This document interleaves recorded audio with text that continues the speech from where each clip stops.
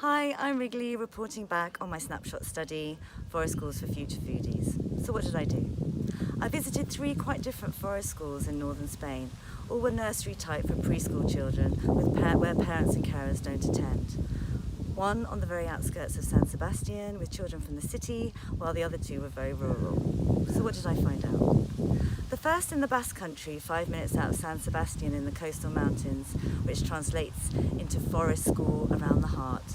They had cooking every Thursday, a chance for the children to mix, get messy and generally play with the ingredients as a sensory activity, and a chance for the children to self-regulate emotions, a desire to share, not to exclude, nurture and nourish through food, kindness and community through food. They use lots of local food produce and already had strong connections of regional identity with these products. Food is art, life and community. Nurture, nourish, rebel or surrender.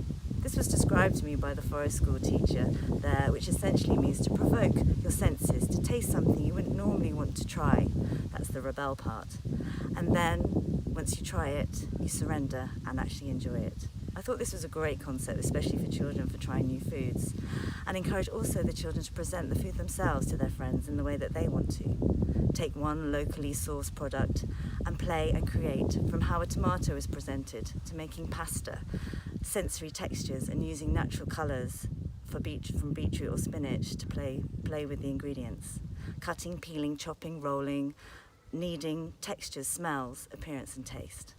When no fires are allowed, the children can make raw snacks and salads.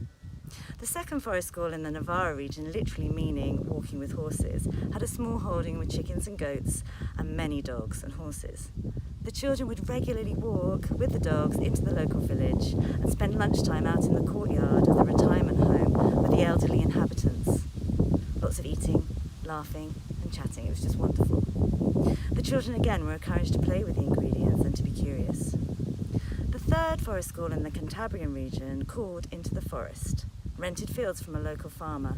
The local community was so excited to see the children arrive and soon had spread through the local community, extended rural community, what the forest school and the children were doing. Pintox and tapas are celebrations of the region's local produce, strong local identity and connection with the produce of the land and sea. The connections of local regional foods are just a huge part of identity and everyday life in Spain. The future foodies I witnessed in Spain are already living and breathing locally sourced farm produce. It would be unheard of not to know the foods of your area. So the ideas that I think that I can bring back from this study: year-long immersive experience, forest school practitioners being able to run sessions on local farms would be amazing. You can highlight the local produce of the regions and focus on not the end result or recipe, but allow the children to play and be creative with the food, not to waste, but to create something of their own to share and spend time making together, talking and allowing curiosities to be open-ended. Community eating with other groups in the area would be amazing too.